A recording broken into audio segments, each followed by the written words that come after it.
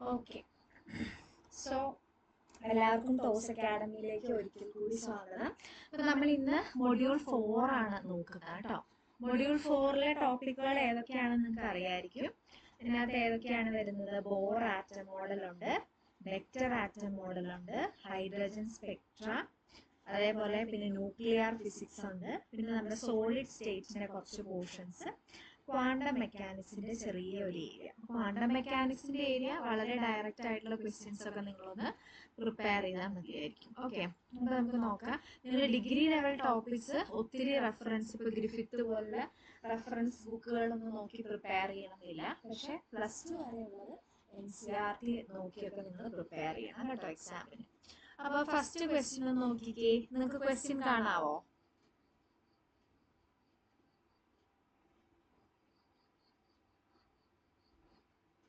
Yes miss, question കാണാം. Okay, അപ്പോൾ ഇതെന്താ?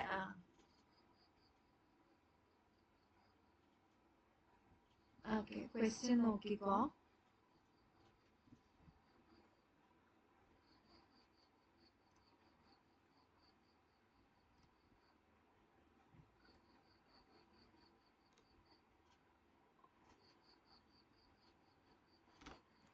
ഓക്കെ, ഇത് ഏതാ ആൻസർ വരിക? ഫസ്റ്റ് ക്വസ്റ്റ്യൻ MP, MN എന്നിവ ഒരു പ്രോട്ടോണിന്റെയും ഒരു ന്യൂട്രോണിന്റെയും പിണ്ഡങ്ങളാണ്, മാസാണ്. M പിണ്ഡമുള്ള ഒരു മൂലകത്തിന് Z പ്രോട്ടോണുകളും N ന്യൂട്രോണുകളും ഉണ്ട് എങ്കിൽ എന്തായിരിക്കും വരിക?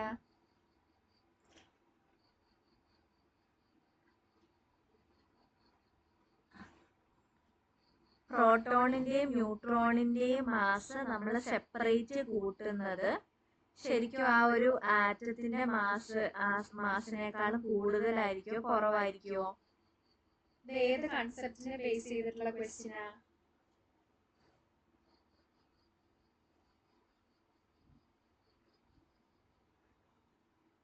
കേൾക്കുന്നില്ലേ? മാസ് ഡിഫക്റ്റ് ആണോ? മാസ് ഡിഫക്റ്റിനെ ബേസ് ചെയ്തിട്ടുള്ള ഒരു ക്വസ്റ്റ്യൻ. അപ്പൊ ഇത് ഏതാ ആൻസർ വരിക? ബി.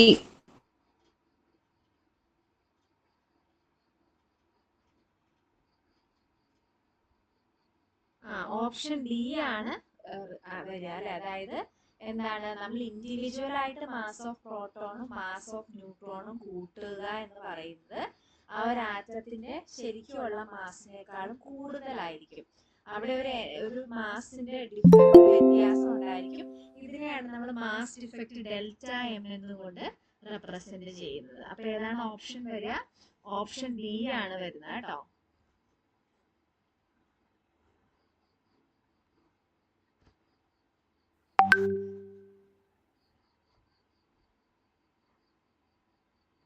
ഒരു സെക്കൻഡേ.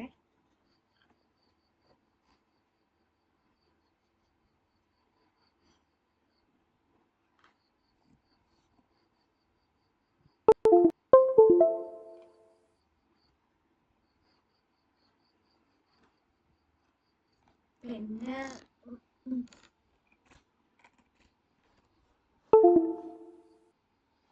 അപ്പൊ ഓപ്ഷൻ ബി ആണ് വരിക. ഒരു ആറ്റം അല്ലെ, മാസ് ഓഫ് പ്രോട്ടോണുകളെ ഇങ്ങനെ കൂട്ടുന്നതും, ഒരു ആറ്റം എന്ന് പറഞ്ഞാൽ എന്താണ്, അതിനകത്ത് എന്തുണ്ട്? പ്രോട്ടോണുകളുണ്ട്, ന്യൂട്രോണുകളുണ്ട്, ഇലക്ട്രോണുകളുണ്ട് അല്ലെ. അപ്പൊ മാസ് കോൺട്രിബ്യൂട്ട് ചെയ്യുന്നത് ഏതാണ്?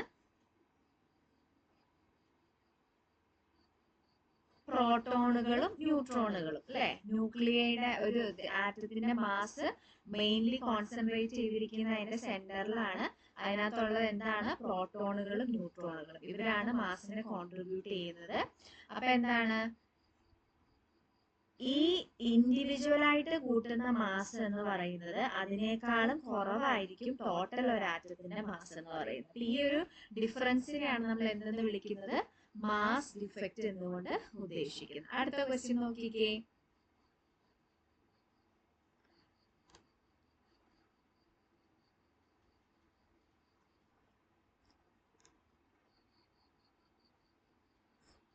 അടുത്ത ക്വസ്റ്റ്യൻ നോക്കിയേ. 2 ബീറ്റ കണങ്ങളുടെ ഉത്സർജനത്തിന് ശേഷം കാഡ്മിയം കാഡ്മിയം CD 48 115 ആണ് കേട്ടോ. ന്യൂക്ലിയസ് എന്തായി തീരുന്നു? ബീറ്റ കണങ്ങൾ എന്ന് പറയുമ്പോൾ എന്ത് കണമാണ്?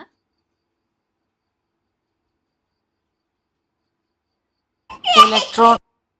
ഇലക്ട്രോണിനെയാണ് നമ്മൾ ബീറ്റ എന്ന് പറയുമ്പോൾ കൺസിഡർ ചെയ്യേണ്ടത് കേട്ടോ. ഉത്സർജിക്കുക എന്ന് പറയുമ്പോൾ എമിറ്റ് ചെയ്യുക. അപ്പോൾ കാഡ്മിയം 115 എന്ന് പറയുന്നത് എന്താകും?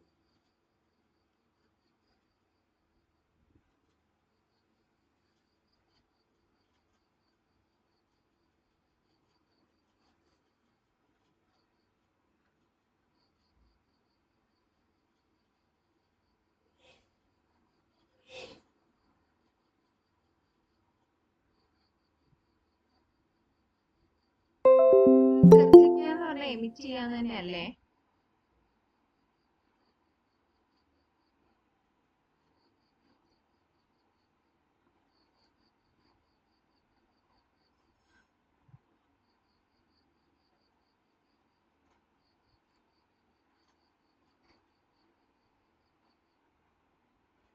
നോക്കി ചെയ്യണേ. എമിറ്റ് ചെയ്യാന്ന് തന്നെയാണ് കേട്ടോ.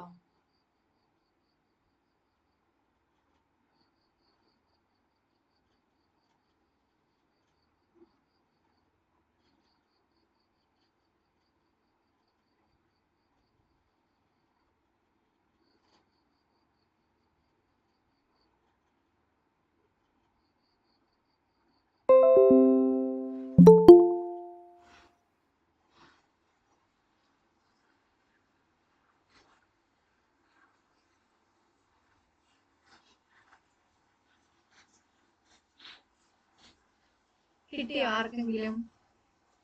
2 ബീറ്റ പാർട്ടിക്കിൾ ഉണ്ട്. അപ്പൊ ഒരു ബീറ്റ പാർട്ടിക്കിൾ എമിറ്റ് ചെയ്യുമ്പോൾ അതിന്റെ മാസ് നമ്പറിനും ആറ്റോമിക് നമ്പറിനും എന്ത് സംഭവിക്കും എന്നുള്ളത് നിങ്ങൾ അറിയണം. ഉത്സർജിക്കുക എന്ന് വെച്ച് കഴിഞ്ഞാൽ എമിറ്റ് ചെയ്യാന്നാണ് കേട്ടോ. ഇങ്ങനെ ചെയ്യുമ്പോൾ എന്താ സംഭവിക്കുക? അതിന്റെ ആറ്റോമിക് നമ്പറിനും മാസ് നമ്പറിനും എന്ത് സംഭവിക്കുമെന്ന് അറിഞ്ഞിരിക്കുക. ബീറ്റയുടെയും ആൽഫയുടെയും നിർബന്ധമായിട്ടും പഠിച്ചിരിക്കണം കേട്ടോ.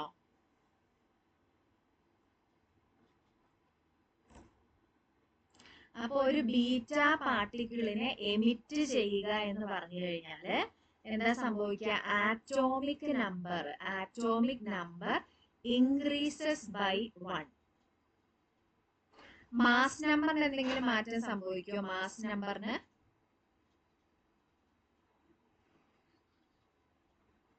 പറഞ്ഞേ. ബീറ്റ എന്ന് പറയുന്നത് നമ്പറിന് ഒരു മാറ്റവും സംഭവിക്കില്ല. അപ്പൊ മാസ് നമ്പർ സെയിം ആയിട്ട് നിലനിൽക്കും അല്ലെ? അപ്പൊ ഇപ്പൊ നമുക്ക് തന്നിരിക്കുന്നത് ഏതാണ്? ഏത് എലമെന്റ് ആണ്? Cadmium 48 115, cadmium 48 115. ഇതിൽ നിന്ന് 2 ബീറ്റ പാർട്ടിക്കിൾ എമിറ്റ് ചെയ്യുക, -2 ബീറ്റ പാർട്ടിക്കിൾ അല്ലെ? അപ്പൊ എന്താ സംഭവിക്കുക? Atomic number increases by 1. ഒരെണ്ണം പോകുമ്പോ CD 49 115 ആവും. ഒരെണ്ണം കൂടെ പോകുമ്പോ CD 50 115 ആവും. ക്ലിയർ ആണോ? അപ്പൊ ഇവിടെ ആൻസർ ഏതാ വരിക? ഓപ്ഷൻ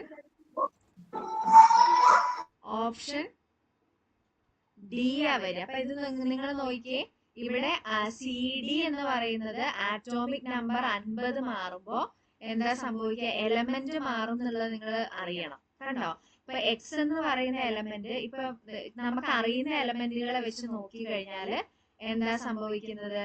ഇപ്പൊ കാർബൺ 6, ഇതിൽ നിന്നാണ് ബീറ്റ പാർട്ടിക്കിൾ പോയതെന്നുണ്ടെങ്കിൽ ഇതെന്താവും? C8 ആവും. ഈ 8 എന്നുള്ളത് അപ്പൊ ഏത് എലമെന്റ് ആണ്? ഓക്സിജൻ. അപ്പൊ അവിടെ ആ എലമെന്റ് മാറണം. അപ്പൊ ചിലപ്പോ ഓപ്ഷനിൽ ഇപ്പൊ ഞാൻ ഇവിടെ ഒരു അബദ്ധം ചെയ്തത് കണ്ടോ? CD എന്ന് തന്നെ ഞാൻ എഴുതി. അപ്പൊ നിങ്ങളുടെ ഓപ്ഷനിൽ ചിലപ്പോ എന്തുണ്ടാവും? ഇവിടെ ഒരു CD 50 150 എന്നും കൂടെ കാണുമ്പോൾ നമ്മൾ തെറ്റിക്കും. അപ്പൊ എപ്പോഴും ഓർക്കണം, എലമെന്റ് മാറും എന്നുള്ളത് കേട്ടോ. അപ്പൊ ഏതാ എലമെന്റ് എന്ന് കൃത്യം നമ്മൾ അറിയണ്ട, അത് നമുക്ക് ഓപ്ഷനിൽ നിന്ന് തന്നെ കിട്ടും. ഇവിടെ നോക്കിയേ, SN 50 ആവണം എന്നറിയാം. അപ്പൊ 50 വരുന്ന ഓപ്ഷൻ 2 എണ്ണേ ഉള്ളൂ. അപ്പൊ SN ആണ്. ഇവിടെ 113 115 ആണ്. അപ്പൊ ഇവിടെ മാറ്റമില്ല എന്ന് അറിയുമ്പോൾ നമുക്ക് ഇത് സെലക്ട് ചെയ്യാൻ പറ്റും. അല്ലാതെ നമ്മളുള്ള എലമെന്റ് എല്ലാം കാണാതെ പഠിക്കേണ്ട, ഓപ്ഷനിൽ നമുക്കത് കിട്ടും. പക്ഷെ ഈ ഓപ്ഷനിൽ ഒരെണ്ണം ഇങ്ങനെ വരാൻ ചാൻസ് ഉണ്ട്, കാഡ്മിയം 50-150 അങ്ങനെ വരുമ്പോൾ തെറ്റാണ് കേട്ടോ, അതൊന്ന് ശ്രദ്ധിക്കണം. ചില എക്സാമുകൾക്ക് അങ്ങനെ കണ്ടിട്ടുണ്ട്, എലമെന്റ് ആറ്റോമിക് നമ്പർ മാറുമ്പോൾ എലമെന്റുകൾ മാറും എന്നുള്ളത് ശ്രദ്ധിക്കുക. ഓക്കെ, അടുത്ത നോക്കിയേ, സൗരോർജത്തിന് കാരണം എന്താണ്?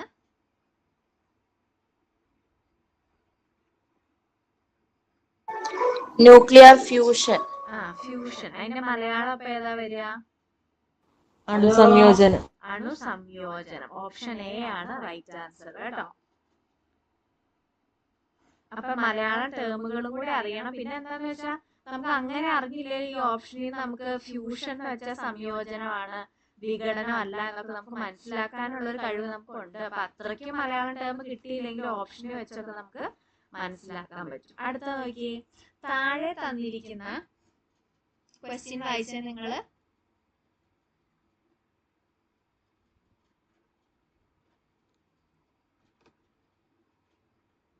താഴെ തന്നിരിക്കുന്ന കൃത്രിമ റേഡിയോ ആക്റ്റീവ് പ്രവർത്തനത്തിൽ എക്സ് എന്നാൽ എന്താണ്?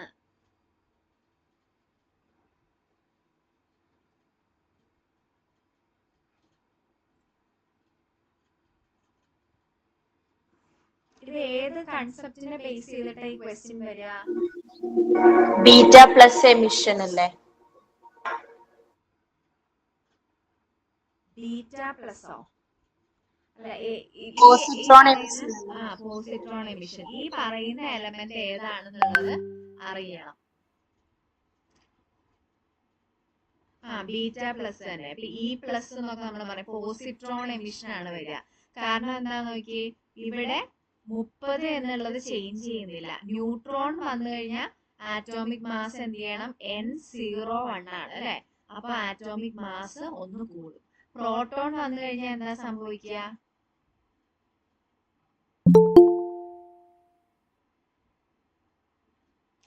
ഇവിടെ കണ്ടോ?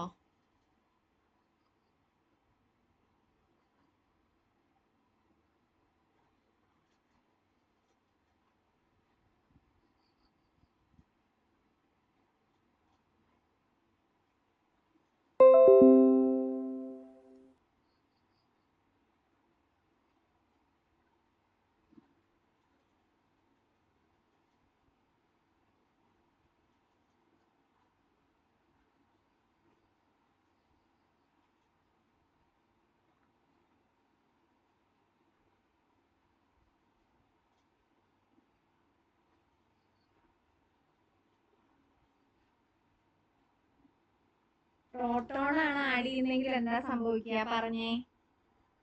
Mass number കൂടൂലേ? മാസ് നമ്പറും കൂടും അല്ലെ? മാസ് നമ്പറും കൂടും എന്നുള്ളത് ഓർത്ത് വെക്കണം. ഇലക്ട്രോൺ ആണെങ്കിൽ എന്താ സംഭവിക്കുക? ആറ്റോമിക് നമ്പർ കുറയും. അപ്പോ അവിടെ എന്താണ്, ഇതിനെ ബാധിക്കാത്ത രീതിയിൽ വരണം. അതാണ് ഏത്? പോസിട്രോൺ വരുമ്പോ എന്താ സംഭവിക്കുക? ഈ പറയുന്ന രീതിയിൽ പോസിട്രോൺ വരുമ്പോ മാസ് നമ്പറിൽ മാറ്റം ഉണ്ടാവില്ല, ആറ്റോമിക് നമ്പറിൽ മാത്രം ഒന്ന് ആഡ് ആവും. മനസ്സിലായോ? അപ്പൊ അതുകൊണ്ട് ഇവിടെ എന്താണ്, ഈ ആറ്റോമിക് നമ്പറും മാസ് നമ്പറും ബാലൻസ് ആവണം LHSലും RHSലും. അപ്പൊ ആ ഒരു കൺസെപ്റ്റിലാണ് ആൻസർ ഏത് വരുന്നത്? പോസിട്രോൺ എന്നുള്ളത് വരുന്നത്. ക്ലിയർ ആണ്? ഇത് നന്നായിട്ട് പഠിക്കണേ, നമുക്ക് ഭയങ്കര കൺഫ്യൂസിങ് ആയിരിക്കും. നിങ്ങൾ ഈ ക്ലാസ് കഴിഞ്ഞിട്ട് വളരെ വ്യക്തമായിട്ട് ഇതേപോലെ ആൽഫ പാർട്ടിക്കിൾ ഉണ്ട്. ആൽഫ പാർട്ടിക്കിൾ എന്ന് പറഞ്ഞു കഴിഞ്ഞാൽ ആക്ച്വലി എന്താണ്? ഏത് ആറ്റമാണ് ആൽഫ പാർട്ടിക്കിൾ? ഹീലിയം. ഹീലിയം. പറഞ്ഞേ. Atomic mass 4, atomic number 2. അപ്പൊ ഒരു ഹീലിയം ആഡ് ചെയ്യപ്പെടുക എന്ന് പറയുമ്പോൾ എന്താണ്? തന്നിരിക്കുന്ന എലമെന്റിന്റെ ആറ്റോമിക് നമ്പർ 2 കൂടും, മാസ് നമ്പർ 4 കൂടും. ഉത്സർജിക്കപ്പെടുക എന്ന് പറയുമ്പോൾ ആറ്റോമിക് നമ്പർ 2 കുറയും, മാസ് നമ്പർ 4 കുറയും. അപ്പൊ ഇതൊക്കെ വളരെ കറക്റ്റ് ആയിട്ട് ഈ പറയുന്ന പോലത്തെ പ്രോട്ടോൺ ആഡ് ചെയ്യുമ്പോൾ എന്ത് സംഭവിക്കും? ഇന്നത്തെ നിങ്ങളുടെ വർക്കാണ്. പ്രോട്ടോൺ ആഡ് ചെയ്യുമ്പോൾ, ഇലക്ട്രോൺ ആഡ് ചെയ്യുമ്പോൾ, ആൽഫ പാർട്ടിക്കിൾ വരുമ്പോൾ, അതേപോലെ നമ്മുടെ ബീറ്റ പാർട്ടിക്കിൾ വരുമ്പോൾ ഒക്കെ എന്ത് സംഭവിക്കും എന്നുള്ളത് കറക്റ്റ് ആയിട്ട് നോട്ട് ചെയ്ത് പഠിക്കണം. ഇമ്പോർട്ടന്റ് ആണ് കേട്ടോ. ഇനി താഴെ പറയുന്നതിൽ ഒരു ന്യൂക്ലിയോണിന്റെ ബൈൻഡിങ് എനർജി ഏറ്റവും കൂടുതലുള്ളത് ഏതിനാണ്? നിങ്ങൾ ബൈൻഡിങ് എനർജി കർവ് പഠിച്ചിട്ടുണ്ടായിരിക്കും. അതിൽ ഏറ്റവും ടോപ്പിൽ നിൽക്കുന്ന എലമെന്റ് ഏതാണ്? കർവ് ഇങ്ങനെയാ പോവാ കേട്ടോ. ഇവിടെ കോൺസ്റ്റന്റ് ആയിട്ട് പോവും. അയേൺ ആണ് ഏറ്റവും ടോപ്പിൽ നിൽക്കുന്നത്. അപ്പൊ ആൻസർ അയേൺ, ഓപ്ഷൻ ബി ആണ് റൈറ്റ് ആൻസർ. ഇനി ഈ ക്വസ്റ്റ്യൻ ഒന്ന് നോക്കിയേ. ഒരു റേഡിയോ ഐസോട്ടോപ്പിന്റെ അർദ്ധായുസ് എന്ന് വെച്ചാൽ എന്താ? Half life. ഹാഫ് ലൈഫ് 5 വർഷമാണ്. ഈ വസ്തുവിന്റെ ആറ്റങ്ങളുടെ എത്ര ഭാഗമാണ് 15 വർഷം കൊണ്ട് ഡീകേ ചെയ്യുന്നത്, നശിക്കുന്നത്? ഒരു വസ്തുവിന്റെ ഹാഫ് ലൈഫ്, അപ്പൊ ടി ഹാഫ് എന്ന് പറയുന്നത് എത്രയാണെന്ന് തന്നിട്ടുണ്ട്? 5 ഇയർ ആണ് അല്ലെ. ഈ വസ്തുവിന്റെ ആറ്റങ്ങളുടെ എത്ര ഭാഗമാണ് 15 വർഷം കൊണ്ട് നശിക്കുന്നത്? അപ്പൊ ടോട്ടൽ ടൈം എന്ന് പറയുന്നത് 15 ഇയറും ആണ്.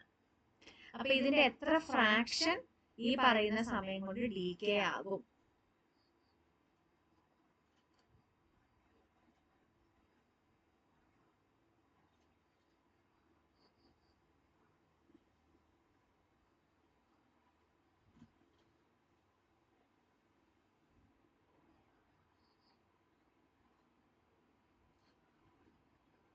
പതിനഞ്ച് വർഷം കൊണ്ട് ഈ പറയുന്ന എലമെന്റിന്റെ, ഈ ആറ്റത്തിന്റെ എത്ര ഫ്രാക്ഷൻ ആണ് നശിക്കുന്നതെന്നാണ് ചോദിച്ചിരിക്കുന്നത്.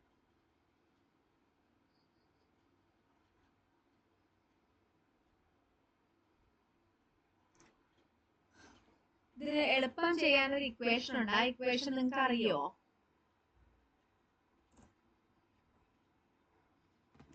ഞാൻ പറയുന്ന കാര്യം ഒന്ന് നോട്ട് ചെയ്യുക.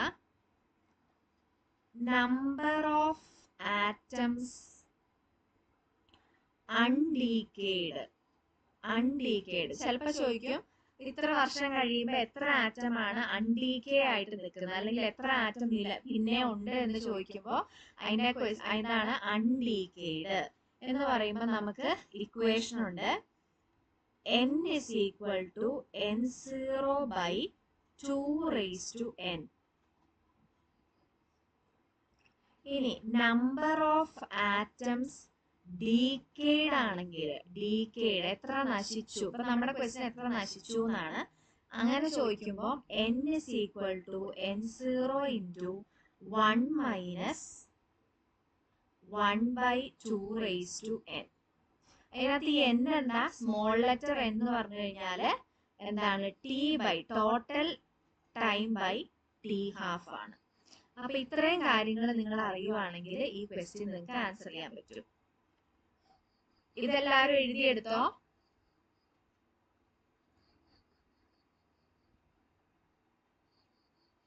നമ്പർ ഓഫ് ആറ്റംസ് അൺഡീക്കേഡ് എത്ര അങ്ങനെ തന്നെ നിൽക്കുന്നു, എത്ര അവശേഷിക്കുന്നു എന്ന് ചോദിക്കുമ്പോൾ n equal to n0 by 2 raised to n. എത്ര ആറ്റം ഡീക്കേഡ് ആണെന്ന് ചോദിക്കുമ്പോൾ n equal to n എന്ന് പറഞ്ഞാൽ എന്താ? അതിന്റെ initial amount n0 initial amount n ഇപ്പൊ എത്രയുണ്ട് എന്നുള്ള രീതിയിൽ കേട്ടോ, പ്രസന്റ് നമ്പർ ഓഫ് ആറ്റംസ്. അപ്പൊ n equal to n0 into 1 by 1 minus 1 by 2 raised to n ആണ് നമ്പർ ഓഫ് ആറ്റംസ് ഡീക്കേഡ്. അപ്പൊ ഈ ക്വസ്റ്റ്യൻ ഒന്ന് നോക്കിക്കേ. മിസ് സ്ലൈഡ് ഷെയർ ചെയ്യൂലേ ഗ്രൂപ്പില്? ഷെയർ ചെയ്യും. മിസ് ഇത് ടി ഹാഫിന്റെ ഫസ്റ്റ് ഓർഡറിന്റെ ആ ഇക്വേഷൻ വെച്ചിട്ട് കണ്ടുപിടിക്കാൻ പറ്റുമോ? 0.693 divided by lambda. ടൈം എടുക്കും, കണ്ടുപിടിക്കാൻ പറ്റും, പക്ഷെ നമുക്ക് ടൈം എടുക്കും. അപ്പൊ എപ്പോഴും ഇങ്ങനത്തെ ഇക്വേഷൻ ഒക്കെ പഠിച്ചു വെച്ച് കഴിഞ്ഞാല് നമുക്ക് എളുപ്പത്തിൽ ചെയ്തു പോവാം.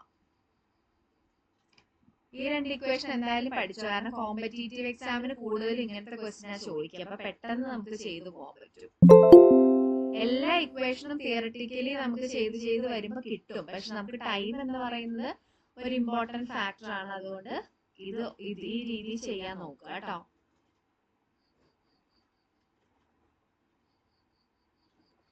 ഇവിടെ എന്താ നോക്കിയേ, ഇവിടെ എന്താണ്? n is equal to n0 into എത്ര എണ്ണം നശിച്ചു എന്നല്ലേ ചോദിച്ചേ. അപ്പൊ 1 minus 1 by 2 raised to n ആണ് ഇക്വേഷൻ ഇടേണ്ടത്. എന്താണ്? 1 minus 1 by 2 raised to n. അപ്പൊ ഇവിടെ എത്ര ഫ്രാക്ഷൻ എന്നാണ് ചോദിച്ചിരിക്കുന്നത്, ആറ്റോമിക്കിന്റെ എത്ര ഭാഗമാണ് എന്നാണ് ചോദിച്ചിരിക്കുന്നത്. അപ്പൊ ഇവിടെ നോക്കിയേ, 1 minus 1 by 2 raised to n. എന്നിന്റെ വാല്യൂ എന്താണ്? t by t half അല്ലെ. t 15 ആണ്, t half 5 ആവുമ്പോ 3. So n is equal to n0 into 1 minus 1 by 2 raised to 3. അതായത് 1 മൈനസ് 1/8, അതായത് 8 മൈനസ് 1 7/8. ഇപ്പൊ ഇവിടെ ചോദിച്ചേക്കുന്ന n എന്ന് പറയുന്നത് n0 ഇൻറ്റു 7/8. അപ്പൊ എത്ര ഫ്രാക്ഷൻ ആണെന്ന് മാത്രമേ ചോദിച്ചിട്ടുള്ളൂ. അതുകൊണ്ട് എന്നിന്റെ n0യുടെ വാല്യൂ അറിയണ്ട. ഡി ആണ് റൈറ്റ് ആൻസർ. കിട്ടിയോ? ക്ലിയർ ആണ്. ഓക്കെ, ഒന്നുമില്ല, ജസ്റ്റ് ഇക്വേഷനിൽ സബ്സ്റ്റിറ്റ്യൂട്ട് ചെയ്യാം. പ്രത്യേകിച്ച് അതിനകത്തൊന്നും എക്സ്ട്രാ ചെയ്യാനില്ല കേട്ടോ.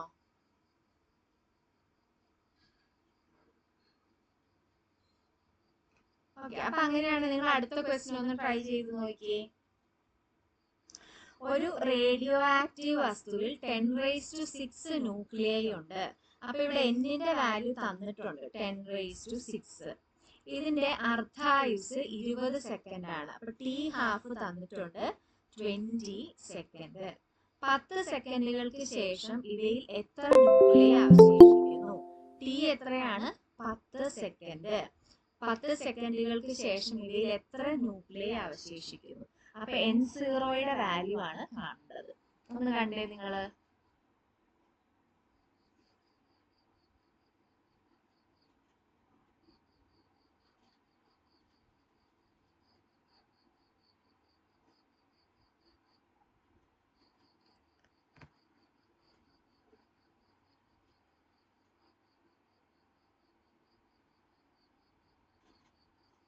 മാം ഒരു ഡൗട്ട് ചോദിക്കട്ടെ.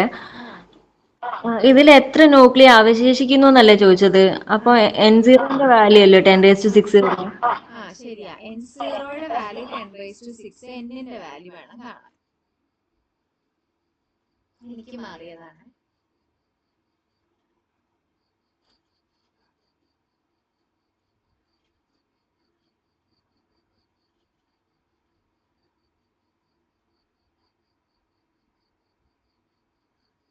n എത്രയാ കിട്ടിയത്? n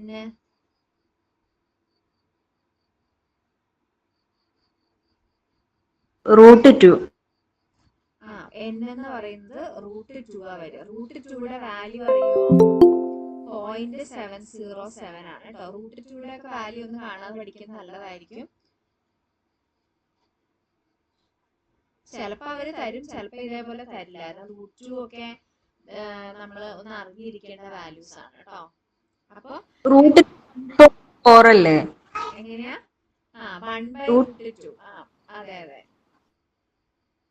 1/√2 വരുമ്പോഴാണേ. √2ന്റെ വാല്യൂ 1.41. അപ്പൊ 1/√2 ആണ് നമ്മളിവിടെ 1.41. അപ്പൊ നമ്മുടെ ഇക്വേഷൻ എങ്ങനെയാണ്? n = n0 ഇൻറ്റു എത്ര ന്യൂക്ലിയൈ അവശേഷിക്കുന്നു എന്നാണ് ചോദിച്ചിരിക്കുന്നത് അല്ലേ? അപ്പോ n0 ഇൻറ്റു 1/2n ആണ് കാൽക്കുലേറ്റ് ചെയ്യേണ്ടത്. അപ്പോ എന്നിന്റെ വാല്യൂ n0/2½ വരും. അപ്പൊ 2½ എന്ന് വെച്ചാൽ √2 എന്നാണ് അർത്ഥം. 1/√2ന്റെ വാല്യൂ ആണ് ഞാൻ പറഞ്ഞത് 7.07. അപ്പൊ ഇവിടെ നോക്കിയേ, അപ്പൊ ഇവിടെ നമുക്ക് വാല്യൂ വരുമ്പോ 7.07 ഇൻറ്റു 10⁻6 എന്ന് വരും. അപ്പൊ നിങ്ങൾ ഓപ്ഷനിലേക്ക് ഒന്ന് നോക്കുക. ഏകദേശം ഓപ്ഷൻ സിക്ക് അടുത്താണ് വരുന്നത് കേട്ടോ. എല്ലാവർക്കും കിട്ടിയോ? കിട്ടി.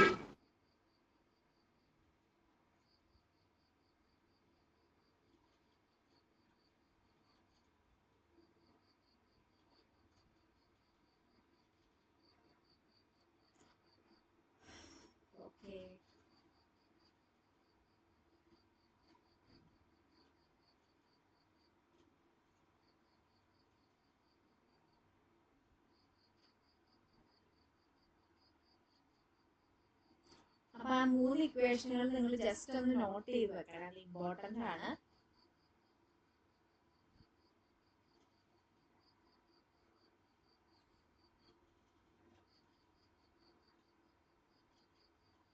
ഓക്കെ, ഇനി നമുക്ക് അടുത്തൊരു ക്വസ്റ്റ്യൻ നോക്കാം.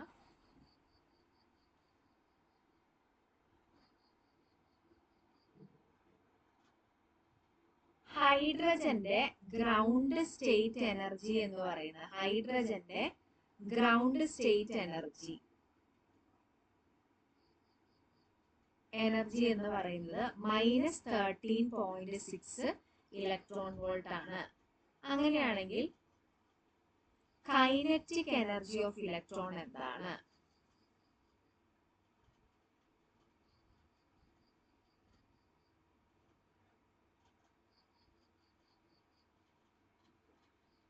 എന്തായിരിക്കും? ഓപ്ഷൻ എ എന്ന് പറയുന്നത് 1.85 electron volt, option B 13.6 electron volt, option C 6.8 electron volt, option D 3.4 electron volt.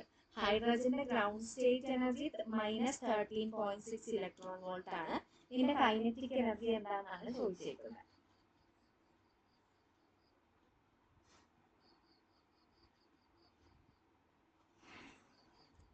ഇവിടെ നിങ്ങൾ അറിഞ്ഞിരിക്കേണ്ട ഒരു ചെറിയൊരു 3 റിലേഷൻ ഞാൻ പറഞ്ഞുതരാം. അത് ജസ്റ്റ് ഒന്ന് ഓർത്തിരിക്കുക. കൈനറ്റിക് എനർജി എന്ന് പറയുന്നത് minus of total energy, negative of total energy.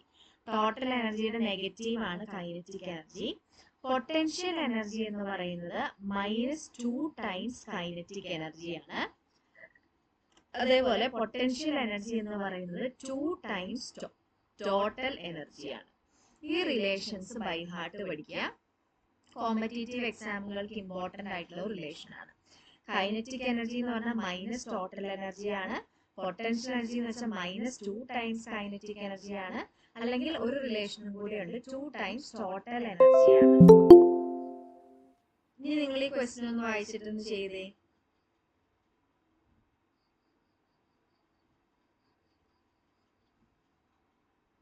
ഇവിടെ ഇപ്പൊ നമുക്ക് തന്നേക്കുന്നത് എന്താ? ഗ്രൗണ്ട് സ്റ്റേറ്റ് എനർജി ഈ -13.6 ഇലക്ട്രോൺ വോൾട്ട് ആണെന്ന് പറഞ്ഞു കഴിഞ്ഞാൽ ഇതിന്റെ ടോട്ടൽ എനർജിയാണ് തന്നിരിക്കുന്നത്. ക്വസ്റ്റ്യൻ എന്താണ്? കൈനറ്റിക് എനർജി എന്താണെന്നാണ്. അപ്പൊ എന്താണ് ആൻസർ വരിക? ഓപ്ഷൻ ബി വരും. 13.6, അതായത് നെഗറ്റീവ് ഓഫ് -13.6 ഇലക്ട്രോൺ വോൾട്ട് വരും. മനസ്സിലായോ? ഈ റിലേഷൻ ഇമ്പോർട്ടന്റ് ആണ് കേട്ടോ, കോമ്പറ്റേറ്റീവ് എക്സാമിന് ചോദിക്കുന്നതാണ്.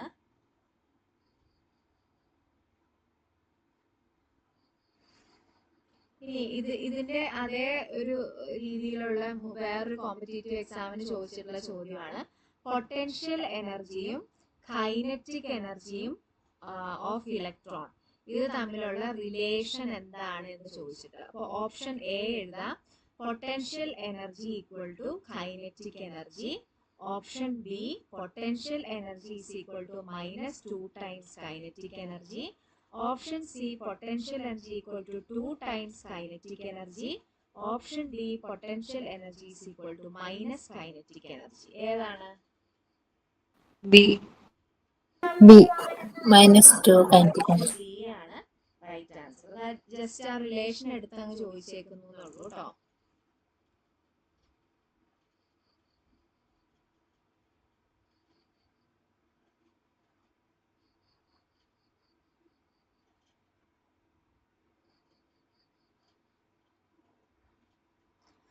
ഓക്കെ, ഇനി അടുത്തൊരു ക്വസ്റ്റ്യൻ നോക്കുക.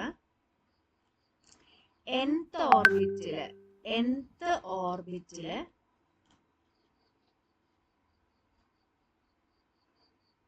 ഒരു ഹൈഡ്രജൻ ആറ്റത്തിന്റെ എനർജി എന്ന് പറയുന്നത് -13.6 n² ഇലക്ട്രോൺ വോൾട്ട് ആണ് ഫോർ ഹൈഡ്രജൻ. അങ്ങനെയാണെങ്കിൽ ഫസ്റ്റ് ഓർബിറ്റിൽ നിന്ന് സെക്കൻഡ് ഓർബിറ്റിലേക്ക് ഒരു ഇലക്ട്രോണിനെ ജമ്പ് ചെയ്യിക്കാൻ വേണ്ട എനർജി എന്താണെന്നാണ് ക്വസ്റ്റ്യൻ. nth ഓർബിറ്റിന്റെ എനർജി തന്നിട്ടുണ്ട് -13.6 n² ഇലക്ട്രോൺ വോൾട്ട് ഹൈഡ്രജൻ ആറ്റത്തിനാണ്. അങ്ങനെയാണെങ്കിൽ energy required to take the electron from first orbit to second orbit. Options എഴുതാം. A equal to 10.2 electron volt, option B 12.1 electron volt, option C 13.6 electron volt, option D 3.4 electron volt. ഏതാ വരിക?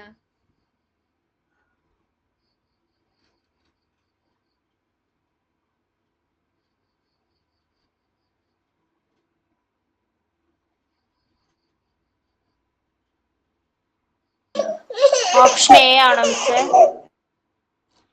Option A ആണ് വരിക. എങ്ങനെയാ ചെയ്തേ? എളുപ്പമല്ലേ? 1/n1 square minus 1/n2 square into 13.6. E2 എന്ന് പറയുന്നത് എന്താണ്? ഈ n ആണ് ഇത് പറയുന്നത് അല്ലെ. അപ്പൊ E2 എന്ന് പറയുന്നത് -13.6/n² എന്നുള്ളിടത്ത് n-ന്റെ വാല്യൂ 2 ആയിരിക്കും. ബൈ 2² എന്ന് പറയും. അപ്പൊ ഇതിനെ ചെയ്യുമ്പോൾ നിങ്ങൾക്ക് എത്ര കിട്ടുക? -3.4 ഇലക്ട്രോൺ വോൾട്ട് കിട്ടും. E1 എന്ന് പറയുന്നത് -13.6/1², അതായത് -13.6 ഇലക്ട്രോൺ വോൾട്ട് കിട്ടും. ഇനി എന്താ ചോദിച്ചേക്കുന്നേ? ഇലക്ട്രോണിനെ ഫസ്റ്റിൽ സെക്കൻഡിലേക്ക് എടുക്കാൻ എത്ര എനർജി വേണം? അപ്പൊ E2 മൈനസ് E1 ചെയ്താൽ മതി. -13.4 -13.6.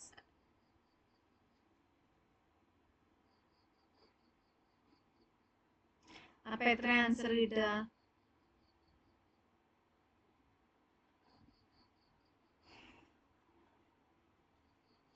10.2 കിട്ടില്ലേ?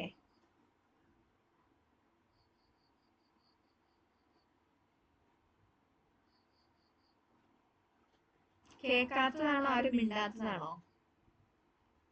കിട്ടുന്നുണ്ട്. Okay.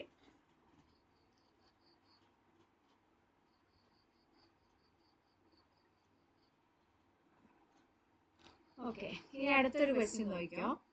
Kinetic energy of electron in nth orbit. Option A RhC/2n². R എന്ന് വെച്ചാൽ എന്താണ്? റിഡ്ബർഗ് കോൺസ്റ്റന്റ് ആണ് കേട്ടോ. 2RhC/n. അപ്പൊ തന്നെ നിങ്ങൾക്ക് കത്തണം ഏത് ഇക്വേഷനിലേക്കാ പോകേണ്ടതെന്ന്. RhC/n and option D RhC/n².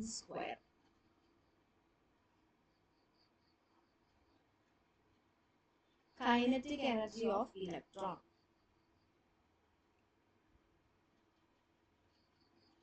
Total energy എന്താ? E is equal to wave h new എന്നുണ്ട് അല്ലെ. hc/λ വേവ് ലെങ്ത്തിന്റെ ടേംസിലേക്ക് മാറ്റുമ്പോൾ E is equal to hc/λ. അപ്പൊ നമ്മളിപ്പോ ഒരു റിലേഷൻ പഠിച്ചു.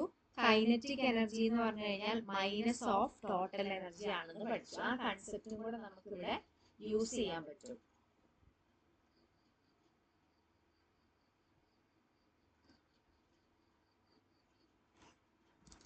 ഒന്ന് ശ്രദ്ധിക്കണം, നിങ്ങൾക്ക് അത്ര പരിചയം ഉണ്ടാവില്ല ഇങ്ങനത്തെ ക്വസ്റ്റ്യൻസ്. അതുകൊണ്ട് ഞാൻ ചെയ്ത് കാണിക്കാം. അപ്പൊ നമുക്കറിയാം 1/λ എന്താണ്? 1/λ ഈസ് ഹൈഡ്രജന്റെ കേസിലാണെങ്കിൽ Rydberg constant into 1/n1² minus 1/n2². ഇത് എല്ലാവർക്കും അറിയില്ലേ? അപ്പൊ ഇതിനെ നമുക്ക് എങ്ങനെ എഴുതാം? 1/λ എന്ന് വെച്ചാൽ R ഇൻറ്റു ഈ ഡിഫറൻസിനെ നമുക്ക് എങ്ങനെ എഴുതാം? ജസ്റ്റ് ഇൻറ്റു 1/n² എന്നുള്ള രീതിയിൽ നമുക്ക് റെപ്രസെന്റ് ചെയ്യാം അല്ലെ. അപ്പൊ 1/λ ഈക്വൽ ടു R/n². ഈ റിലേഷൻ നിങ്ങൾക്ക് കിട്ടിയെന്ന് വിചാരിക്കുന്നു. അപ്പൊ നോക്കിയേ, ടോട്ടൽ എനർജി എന്ന് പറയുമ്പോൾ ഓക്കെ, ഇവിടെ നെഗറ്റീവ് നമ്മൾ കൊടുക്കണം. ടോട്ടൽ എനർജി നോക്കിയേ, -hc/λ -hc/λ. 1/λ എന്നല്ല ഇതിന്റെ അർത്ഥം, -hc ഇൻറ്റു 1/λ, അതായത് -hc ഇൻറ്റു R/n² എന്ന് വരും. ഇതാണ് ഇതിന്റെ ടോട്ടൽ എനർജി. അപ്പൊ അതിന്റെ കൈനറ്റിക് എനർജി എന്താ? കൈനറ്റിക് എനർജി വെച്ചാൽ ഇതിന്റെ നെഗറ്റീവ് hcR/n². അപ്പൊ ഏതാ ഓപ്ഷൻ വരിക? Option D. കിട്ടിയോ? ചുമ്മാ ഇങ്ങനെ ഒരു ആൻസർ അഡ്ജസ്റ്റ് ചെയ്ത് ചെയ്യുന്നതാണ്. നമ്മളിങ്ങനെ MCQ ക്വസ്റ്റ്യൻസ് പ്രാക്ടീസ് ചെയ്യുമ്പോഴാണ് നമുക്ക് ഇങ്ങനത്തെ എങ്ങനെ ഓരോ ക്വസ്റ്റിനെ നമ്മൾ ട്വിസ്റ്റ് ചെയ്ത് ചിന്തിക്കണം എന്ന് വരുള്ളൂ കേട്ടോ. ടീച്ചറെ ടോട്ടൽ എനർജിയുടെ ഇക്വേഷനിൽ -hc/λ എന്നാണ് ഇക്വേഷൻ. ടോട്ടൽ എനർജി എന്ന് പറഞ്ഞാൽ ഇവിടെ കൈനറ്റിക് എനർജി ഈക്വൽ ടു, അത് നിങ്ങൾ കൺസിഡർ ചെയ്തില്ലെങ്കിലും കുഴപ്പമില്ല, കാരണം ഇവിടെ ഓപ്ഷനിൽ നെഗറ്റീവ് ഒന്നിനും കയറി വരുന്നില്ലല്ലോ. ഇനിയിപ്പോ നിങ്ങൾ നെഗറ്റീവ് ഉണ്ടെങ്കിൽ ആ മാഗ്നിറ്റ്യൂഡ് ഒന്നിനും നെഗറ്റീവ് ഇല്ലാത്തതുകൊണ്ട് മാഗ്നിറ്റ്യൂഡ് മാത്രം കൺസിഡർ ചെയ്താൽ മതി. ശരിക്കും ഇക്വേഷൻ hc/λ എന്നാണ്. ഇവിടെ മാഗ്നിറ്റ്യൂഡ് മാത്രം എടുത്താൽ മതി, അപ്പോഴും കുഴപ്പമില്ല. R(hc/n²) കിട്ടിയോ? ഓക്കെ മിസ്സേ. അങ്ങനെ ചില ക്വസ്റ്റ്യൻസ് വരും കേട്ടോ. ചില നെഗറ്റീവ് ആയിട്ട് രണ്ട് ഉത്തരം ഉണ്ടെങ്കിൽ മാത്രം ചിലപ്പോൾ നമ്മൾ അത് കൺസിഡർ ചെയ്താൽ മതി, അല്ലെങ്കിൽ മാഗ്നിറ്റ്യൂഡിനെ മാത്രം കൺസിഡർ ചെയ്താൽ മതി. പിന്നെ നിങ്ങൾക്ക് സ്പെക്ട്രൽ സീരീസ് ഓഫ് ഹൈഡ്രജൻ അതൊക്കെ പഠിച്ചിട്ട് പോകണം. ഓരോ സ്പെക്ട്രൽ സീരീസുകൾ അത് ഏത് റീജിയനിലാണ് അതൊക്കെ അറിയോ? സ്പെക്ട്രൽ ലൈൻസ് ഏത് റീജിയനിലാണ് വരുന്നത്? സ്പെക്ട്രൽ ലൈനുകള്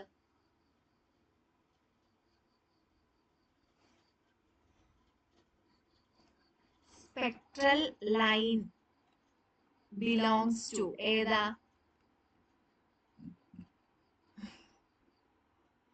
ഏതൊക്കെയാ സീരീസുകൾ ഉള്ളത്? Lyman, Balmer, Lyman, Balmer. Lyman, Balmer, Paschen, Brackett, Pfund അല്ലെ. ഇതിനകത്ത് സ്പെക്ട്രൽ ലൈൻ എന്ന് പറഞ്ഞാൽ നിങ്ങൾക്ക് നിങ്ങളുടെ കണ്ണും കൊണ്ട് കാണാൻ പറ്റില്ലേ സ്പെക്ട്രൽ ലൈനെ?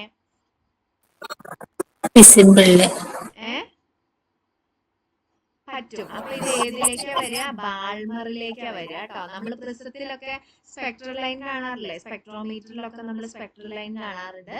അപ്പൊ സ്പെക്ട്രൽ ലൈൻ എന്ന് പറയുന്ന ബാൾമർ സീരീസിലാണ് വരുന്നത്. കാരണം എന്താണ്? ഇത് വിസിബിൾ റീജിയനിലുള്ളതല്ലേ. അപ്പൊ അതുകൊണ്ട് നമ്മൾക്ക് അതിനെ ബാൾമർ സീരീസിൽ ഉൾപ്പെടുത്താൻ പറ്റും. ഓരോ സ്പെക്ട്രവും എവിടെ ഏത് ഇതിൽ വരും എന്നുള്ളത് നിർബന്ധമായിട്ട് അങ്ങനത്തെ ക്വസ്റ്റ്യൻ ഒക്കെ ആയിരിക്കും നമുക്ക് വരുന്നത് കേട്ടോ. അതായത് ലൈമൻ ഉണ്ട്, ബാൾമർ ഉണ്ട്, പാഷൻ, ബ്രാക്കറ്റ്, ഫണ്ട്. ഇത്രയും നിങ്ങൾ പഠിച്ചിരിക്കണം. ഇനി ഒരെണ്ണം കൂടി ഉണ്ട്, അത് അറിഞ്ഞില്ലെങ്കിലും കുഴപ്പമില്ല. അപ്പൊ ലൈമൻ ഏത് സീരീസിലാ വരിക?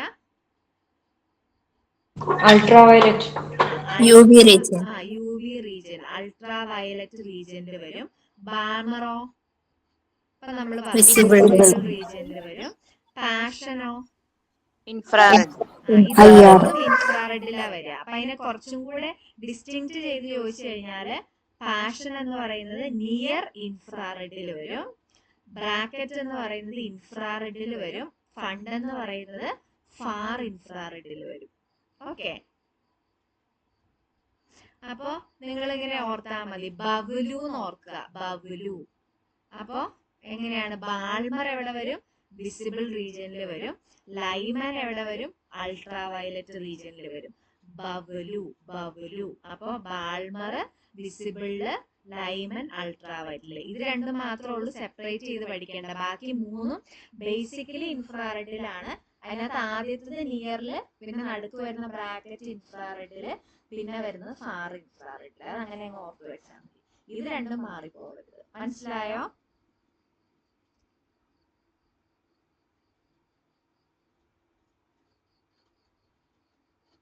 കിട്ടിയോ? കിട്ടി. Okay miss.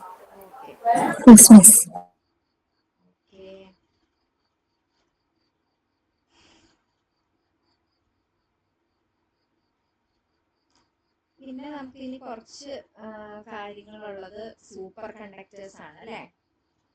ഏത് തിയറിയാണ് സൂപ്പർ കണ്ടക്ടിവിറ്റി എക്സ്പ്ലെയിൻ ചെയ്യുന്നത്?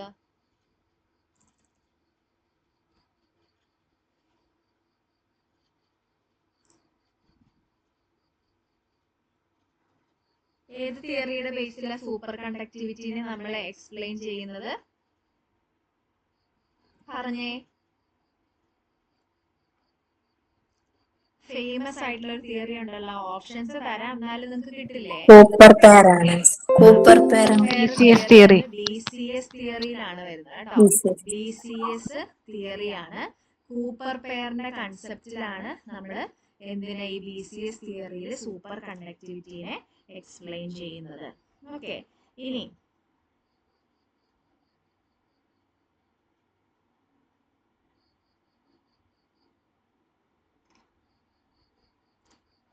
ഏത് സൂപ്പർ കണ്ടക്ടർ, എത്ര ടൈപ്പ് സൂപ്പർ കണ്ടക്ടേഴ്സ് ഉണ്ട് അറിയോ? സൂപ്പർ കണ്ടക്ടേഴ്സ് നമ്മൾ ഇച്ചിരി ഹയർ ലെവൽ നോക്കുമ്പോൾ അതും കൂടെ നോക്കണം. ഏതാണ്? ടൈപ്പ് 1 ഉണ്ട്, ടൈപ്പ് 2 സൂപ്പർ കണ്ടക്ടേഴ്സ് ഉണ്ട്. അറിയോ നിങ്ങൾക്ക് ഇത്?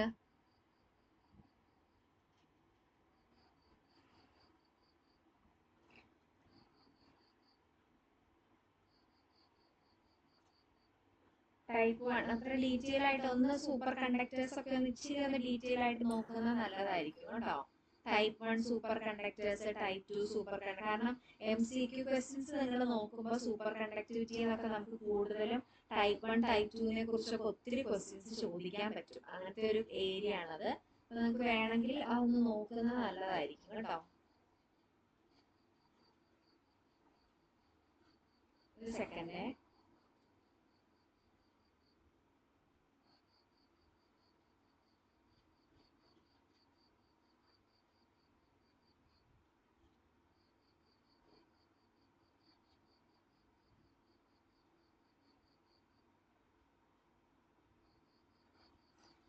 ഓക്കെ, എന്താണ് type 1 super conductor, type 2 super conductor എന്ന് പറഞ്ഞു കഴിഞ്ഞാല്?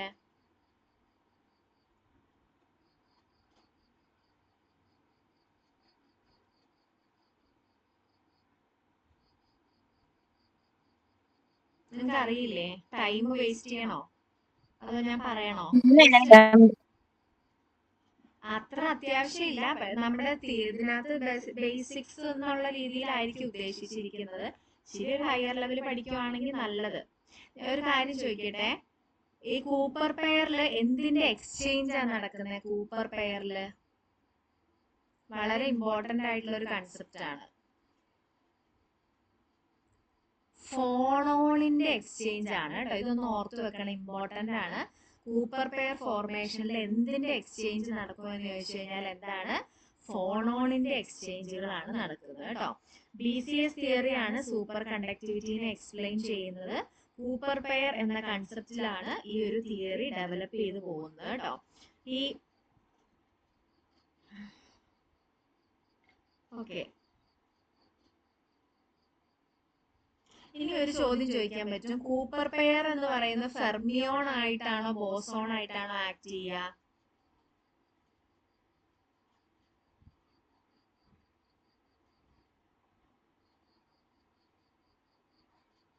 ബോസോൺ ആണ് കേട്ടോ. ഓർത്ത് വെച്ചിരിക്കുക. ജസ്റ്റ് തിയറി പഠിക്കുന്ന പോലെ നിങ്ങളൊന്ന് ഓർത്താൽ മതി സൂപ്പർ കണ്ടക്ടിവിറ്റിനെ കുറിച്ച്. അപ്പൊ സൂപ്പർ കണ്ടക്ടറിൽ 2 ടൈപ്പ് സൂപ്പർ കണ്ടക്ടേഴ്സ് ഉണ്ട്.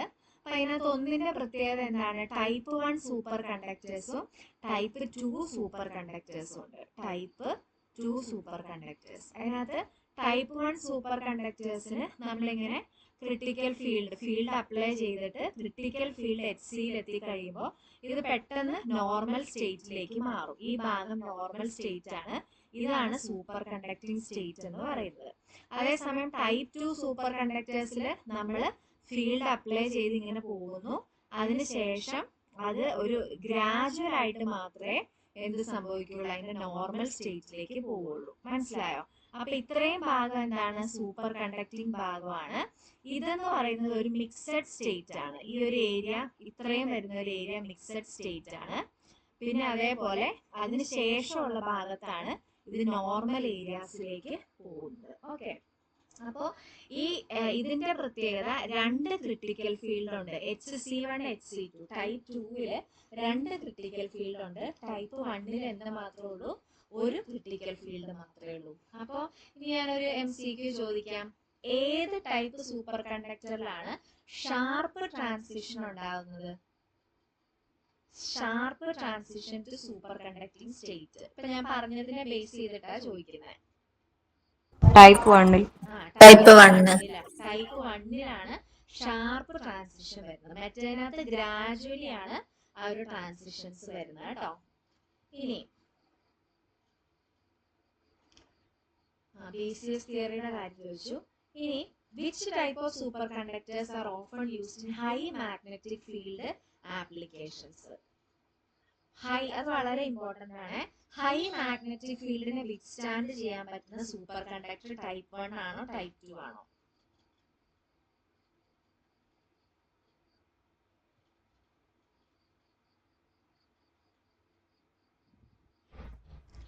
ഏതായിരിക്കും? ഈ ഫിഗർ നോക്കുമ്പോ തന്നെ നിങ്ങൾക്ക് അറിയില്ലേ?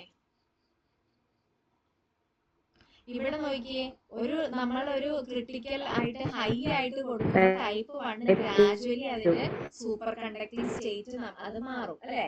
ഇനി HC2 ഇവിടെ നോക്കിക്കേ, ഇവിടെ HC1 ഉണ്ട്, അപ്പോഴും അതിന്റെ സൂപ്പർ കണ്ടക്ടിങ് സ്റ്റേറ്റ് അത് വിട്ടിട്ടില്ല. അപ്പൊ എന്ത് ചെയ്യുന്നു, പിന്നെ നമുക്ക് ഫീൽഡ് അപ്ലൈ ചെയ്യാം. അപ്പൊ കുറച്ചുകൂടെ ഹൈ ഫീൽഡ് കൊടുക്കാൻ പറ്റുന്ന എവിടെയാണ്? ടൈപ്പ് 2 സൂപ്പർ കണ്ടക്ടേഴ്സിലാണ് കേട്ടോ. അപ്പോൾ ടൈപ്പ് 2 സൂപ്പർ കണ്ടക്ടേഴ്സിനാണ് ഹൈ മാഗ്നറ്റിക് ഫീൽഡ് കൊടുക്കാൻ പറ്റുക, അത് വിത്ത്സ്റ്റാൻഡ് ചെയ്യാൻ പറ്റുക. അതുകൊണ്ട് തന്നെ MRI മെഷീൻസിലും പാർട്ടിക്കിൾ ആസിലേറ്റേഴ്സിലും ഒക്കെ നമ്മൾ യൂസ് ചെയ്യുന്നത് ഏതിനെയാണ്? ടൈപ്പ് 2 എന്ന് പറയുന്ന സൂപ്പർ കണ്ടക്ടറിനെയാണ്. ക്ലിയർ ആണോ? ഇനി ടൈപ്പ് 1 സൂപ്പർ കണ്ടക്ടറിന്റെ ലിമിറ്റേഷൻ എന്താണെന്ന് ചോദിച്ചു കഴിഞ്ഞാൽ അതിന്റെ റീസൺ എന്താണ്? ഇതിന്റെ ഉത്തരം നേരെ തിരിച്ചു പറയാം. എന്താണ്? ടൈപ്പ് 1 സൂപ്പർ കണ്ടക്ടേഴ്സിന് വീക്ക് മാഗ്നറ്റിക് ഫീൽഡ് മാത്രമേ ബെയർ ചെയ്യാൻ പറ്റുള്ളൂ. ഹൈ മാഗ്നറ്റിക് ഫീൽഡിനെ അതിന് എന്ത് ചെയ്യാൻ പറ്റില്ല? വിത്ത്സ്റ്റാൻഡ് ചെയ്യാൻ പറ്റില്ല. ഓക്കെ, ഇതൊക്കെയാണ് ടൈപ്പ് 1 ടൈപ്പ് 2 സൂപ്പർ കണ്ടക്ടേഴ്സ്. ഇനി ഞാൻ ചോദിക്കട്ടെ, സൂപ്പർ കണ്ടക്ടറിന്റെ ഏത് പ്രോപ്പർട്ടിയാണ് അതിനെ ഡിറ്റക്ടേഴ്സിലെ നമ്മൾ യൂസ് ചെയ്യുന്ന ഡിറ്റക്ടേഴ്സ്, സെൻസിറ്റീവ് ഡിറ്റക്ടേഴ്സിലൊക്കെ യൂസ് ചെയ്യുന്ന സൂപ്പർ കണ്ടക്ടറിന്റെ ഏത് പ്രോപ്പർട്ടിയാണ്? High electrical resistance, low magnetic field tolerance, Meissner's effect. ഏതാ?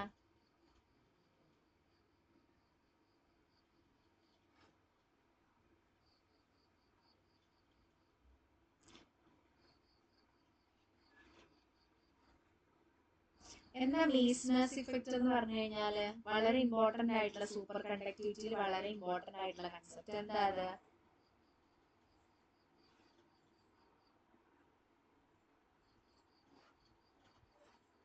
മീസ്നേഴ്സ് ഇഫക്റ്റ് അറിയില്ലേ നിങ്ങക്ക്?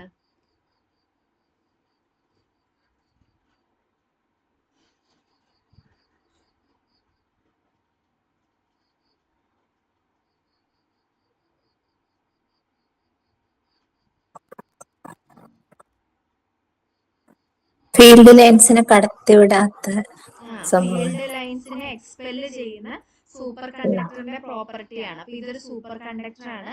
അപ്പൊ നമ്മൾ ഫീൽഡ് ലൈൻ കൊടുക്കുമ്പോൾ എങ്ങനെയാ സൂപ്പർ കണ്ടക്ടർ ഇതിന്റെ ഉള്ളിലൂടെ പോവോ? ഇല്ല അല്ലെ.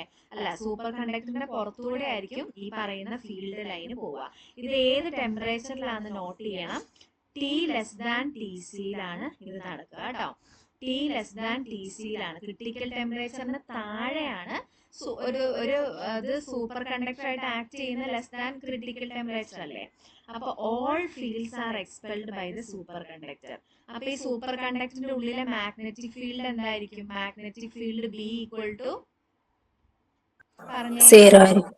0 ആയി. ഇതൊക്കെയാണ് നമ്മളോട് ചോദിക്കുന്ന ചോദ്യങ്ങൾ കേട്ടോ.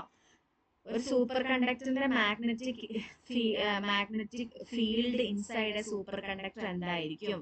എന്താണ്? B = 0 ആണ് കേട്ടോ.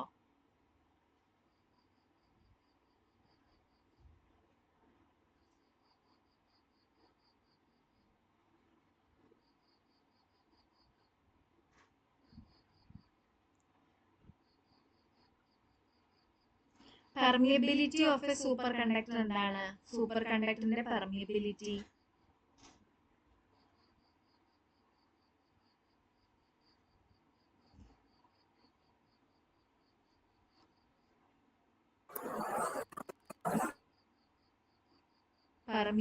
ഓഫ് സൂപ്പർ കണ്ടക്ടർ 0 ആണ്. സസെപ്റ്റിബിലിറ്റി ഓഫ് സൂപ്പർ കണ്ടക്ടർ എന്ന് പറയുന്നത് -1 ആണ് കേട്ടോ. ഇതൊക്കെ ഓർത്ത് വെക്കണം. MCQ ടൈപ്പ് ക്വസ്റ്റ്യൻ വളരെ ഇമ്പോർട്ടന്റ് ആണ് കേട്ടോ. ഈ ക്രിട്ടിക്കൽ ഫീൽഡിന് ഒരു ഇക്വേഷൻ ഉണ്ട്. അതിന് നമുക്ക് അങ്ങനെ പ്രോബ്ലംസ് ഒന്നും അങ്ങനെ ചോദിക്കുകയില്ലായിരിക്കും. എന്നാലും ചോദിച്ചാലും ഡയറക്റ്റ് ചെയ്യാനുള്ളതേ ഉള്ളൂ. ക്രിട്ടിക്കൽ ഫീൽഡ് എന്ന് പറയുന്നത് എന്താണ്? 1 - t² tc². ഇമ്പോർട്ടന്റ് ആയിട്ടുള്ള ഇക്വേഷൻ ആണ്. ഈവൻ സെറ്റ് പോലുള്ള എക്സാമിന് ഇപ്പൊ കഴിഞ്ഞ തവണ നടത്തിയ സെറ്റിന് പോലും ഈ ഇക്വേഷൻ വെറുതെ ചോദിച്ചിട്ടുണ്ട്. അതായത് ഈ ക്രിട്ടിക്കൽ ഫീൽഡിന്റെ ഇക്വേഷൻ എന്താണെന്ന്. അപ്പൊ ഞാനൊരു കാര്യം ചോദിക്കട്ടെ, അറ്റ് t=tcയില് എന്തായിരിക്കും ക്രിട്ടിക്കൽ മാഗ്നറ്റിക് ഫീൽഡ് എന്ന് പറഞ്ഞു കഴിഞ്ഞാൽ? 0 ആയിരിക്കും. 0 ആയിരിക്കും. എന്താണ്? t=tc ആകുമ്പോൾ ഇവിടെ 1 വരും, 1 - 1 0 ആണ്. അപ്പോ t=tcയില് ക്രിട്ടിക്കൽ മാഗ്നറ്റിക് ഫീൽഡ് എന്ന് പറയുന്നത് എന്തായിരിക്കും? അത് 0 ആയിരിക്കും. അപ്പൊ അതിന് നമുക്ക് വേറെ രീതിയിൽ ചോദിക്കാം അല്ലെ. ഒരു critical magnetic field temperature dependent ആണോ അല്ലയോ? Critical magnetic field of a super conductor temperature dependent ആണോ അല്ലയോ? ഒരു MCQ ക്വസ്റ്റ്യൻ ആണ്.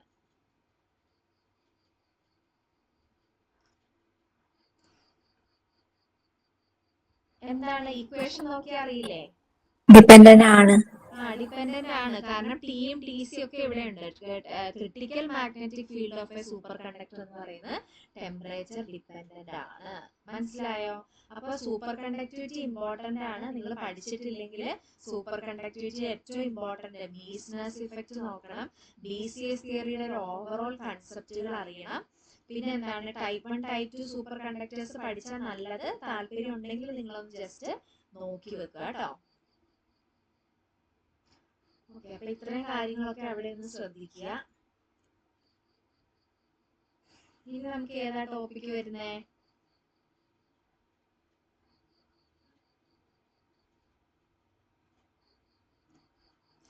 ഇനി നമുക്ക് സോളിഡ് സ്റ്റേറ്റ് വരുന്നില്ലേ? സോളിഡ് സ്റ്റേറ്റിൽ വളരെ ഇമ്പോർട്ടന്റ് ആയിട്ട് നോക്കേണ്ടത് മില്ലർ ഇൻഡിസസ് കാൽക്കുലേറ്റ് ചെയ്യാൻ എല്ലാവർക്കും അറിയില്ലേ? മില്ലർ ഇൻഡിസസ് അത് ചിലപ്പോ ഒരു ക്വസ്റ്റ്യൻ ആയിട്ട് ചോദിക്കാം. ഓക്കെ, അപ്പൊ ഞാൻ ചോദിക്കട്ടെ, നിങ്ങൾക്ക് ക്രിസ്റ്റൽ സിസ്റ്റംസ് എല്ലാം അറിയായിരിക്കുമല്ലോ. അപ്പൊ ഞാൻ ചോദിക്കട്ടെ, ഞാൻ A ≠ B ≠ C, alpha = beta = gamma = 90. ഇത് ഏത് ക്രിസ്റ്റൽ സിസ്റ്റമാ?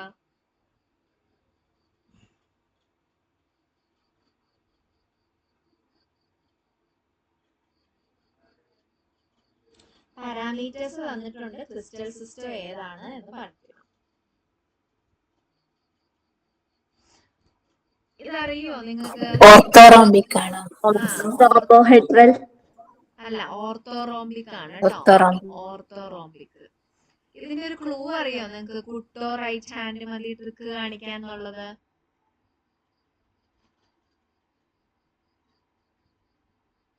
ഇല്ല മിസ്സേ, പറയൂ.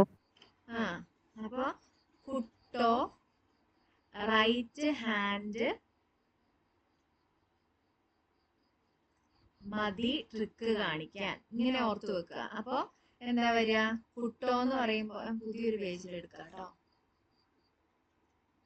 കുട്ടോ റൈറ്റ് ഹാൻഡ് മതി ട്രിക്ക് കാണിക്കാൻ, ഇതാണ്. അപ്പൊ ക്യൂബിക്, പിന്നെ ഏതാ വരുന്നത്? ടെട്രാഗണല്, ഓർത്തോറോംബിക്, റോംബോഹീഡ്രല്, ഹെക്സഗണല്, മോണോക്ലിനിക്, ട്രൈക്ലിനിക്. അപ്പൊ ഇനി ഇതിന്റെ പാരാമീറ്റേഴ്സ് വളരെ എളുപ്പമാണ്. നോക്കൂ, ആദ്യം A = B = C. രണ്ടാമത്തെ പാരാമീറ്റർ എന്താ? Alpha = beta = gamma = 90. ഓക്കെ, ഇനി അടുത്ത ടെട്രാഹീഡ്രൽ വരുമ്പോ A = B ≠ C. ഇവിടുന്ന് ലെഫ്റ്റിലേക്ക് കട്ട് ചെയ്ത് പോയാൽ മതി. അപ്പൊ ആൽഫ = ബീറ്റ = ഗാമ = 90 തന്നെ. ഓർത്തോറോംബിക് ആണ് A ≠ B ≠ C. ഈ പാരാമീറ്റർ എന്താ? ആൽഫ = ബീറ്റ = ഗാമ = 90 തന്നെ. ഇത്രയും പഠിച്ചോ? ഈ ട്രിക്കിൽ ഓർക്കുമ്പോ ഇത് ജസ്റ്റ് സൈഡിലേക്ക് ഒന്ന് വരച്ചു വെച്ച് കഴിഞ്ഞാൽ പിന്നെ നമുക്ക് ഇത് ടെൻഷൻ അടിക്കണ്ട. ഇപ്പൊ എന്താണ്? A = B = C, alpha = beta = gamma = 90 ആദ്യത്തെ. അപ്പൊ പിന്നെ എന്ത് ചെയ്യണം? ഈ സൈഡിൽ നിന്ന് ഈക്വൽ ടുവിനെ കട്ട് ചെയ്ത് പോവുക. ഓർത്തോറോംബിക് A ≠ B ≠ C ഇങ്ങനെ വന്നു. ഇനി അടുത്തത് ഏതാ ഉള്ളത്? റോംബോഹീഡ്രൽ ആണ് അല്ലേ. അപ്പൊ റോംബോഹീഡ്രൽ പിന്നെ നമ്മൾ A = B = C തുടങ്ങുവാണ്. പിന്നെ ആൽഫ = ബീറ്റ = ഗാമ നോട്ട് = 90. ഇതാണ് ഏത്? റോംബോഹീഡ്രൽ വരിക അല്ലെ. ഇനി ഹെക്സഗണൽ വരുമ്പോൾ ആദ്യത്തെ പോലെ തന്നെ ഈ ഇങ്ങോട്ട് ലെഫ്റ്റിലേക്ക് കട്ട് ചെയ്ത് പോകുന്നു. അതിന്റെ ആംഗിൾ ഒന്ന് ജസ്റ്റ് ഓർത്തിരിക്കണം.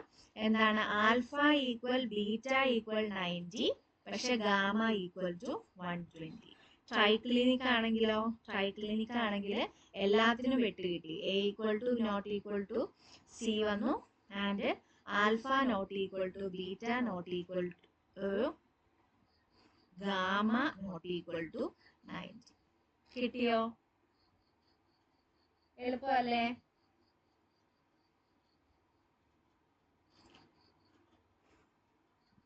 ഇനി ഒരു ക്വസ്റ്റ്യൻ ആണ്, ഇതിലെ ഏറ്റവും ഹൈയസ്റ്റ് സിമെട്രിക് ആയിട്ടുള്ള സിസ്റ്റം ഏതാ? ഏറ്റവും ഹൈയസ്റ്റ് സിമെട്രി കാണിക്കുന്നത് ഏതാ? ക്യൂബിക്. ക്യൂബിക്. ക്യൂബിക് ആണ്. ഏറ്റവും ലീസ്റ്റ് സിമെട്രി കാണിക്കുന്നത് ഏതാ? ട്രൈക്ലിനിക്. കണ്ടോ? അതൊക്കെ ഈ കോഡ് വെച്ച് പഠിക്കുമ്പോൾ നമുക്ക് പെട്ടെന്ന് കിട്ടും. എന്താണ്? കുട്ടോ നിന്റെ റൈറ്റ് ഹാൻഡ് മതി ട്രിക്ക് കാണിക്കാൻ. അങ്ങനെ അങ്ങ് ഓർത്തിരുന്നത്. കുട്ടോ റൈറ്റ് ഹാൻഡ് മതി ട്രിക്ക് കാണിക്കാൻ. അപ്പൊ ഈ ടേബിളുകൾ ഇങ്ങനെ അങ്ങോട്ട് ആദ്യം ഈ ഒരു ഓർഡറിൽ അങ്ങ് പഠിച്ചാൽ എളുപ്പത്തിൽ കിട്ടും. യൂസ്ഫുൾ ആയോ? യൂസ്ഫുൾ ആണ് മിസ്. Yes miss. ഓക്കെ. ഇനി സിമ്പിൾ ക്യൂബിക്കിന്റെ കോർഡിനേഷൻ നമ്പർ എത്രയാ? വേഗം പറഞ്ഞു. 4. 6. 6. BCCയുടെ 8. FCCയുടെ 12. ഇനി അടുത്തത് റേഡിയസിന്റെ ഇക്വേഷൻ നിർബന്ധമായിട്ടും പഠിക്കണം. സിമ്പിൾ ക്യൂബിക്കിന്റെ റേഡിയസിന്റെ ഇക്വേഷൻ എന്താ?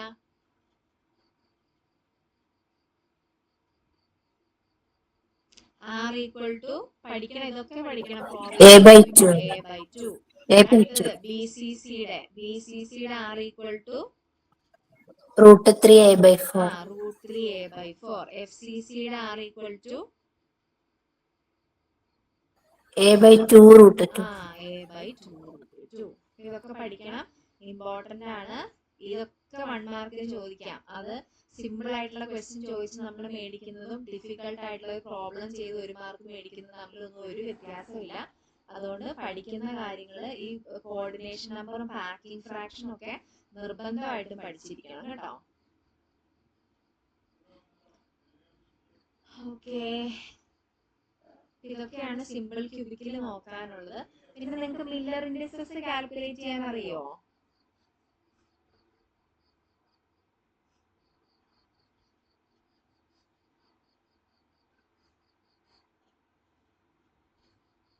എങ്ങനെയാ മില്ലർ ഇൻഡിസസ് കാൽക്കുലേറ്റ് ചെയ്യാ? മില്ലർ ഇൻഡിസസ് ഒക്കെ ചോദിക്കും. നമ്മുടെ സിലബസിൽ പ്രത്യേകം മെൻഷൻ ചെയ്ത് ചോദിക്കുന്നുണ്ട് മില്ലർ ഇൻഡിസസ്. അപ്പൊ ഒരു മില്ലർ ഇൻഡിസസ്, അതിന്റെ ഒരു ഇൻഡിസസിന്റെ intercept 2A, 2A1, 3A2 and A3 ആണ്. അങ്ങനെയാണെങ്കിൽ ഇതിന്റെ മില്ലർ ഇൻഡിസസ് ഒന്ന് കണ്ടുപിടിച്ചേ. ഒരു പ്ലെയിനിന്റെ intercept 2A1, 3A2 and A3. അങ്ങനെയാണെങ്കിൽ ഇതിന്റെ ഇന്റർസെപ്റ്റ് എന്തായിരിക്കും? മില്ലർ ഇൻഡിസസ് എന്തായിരിക്കും?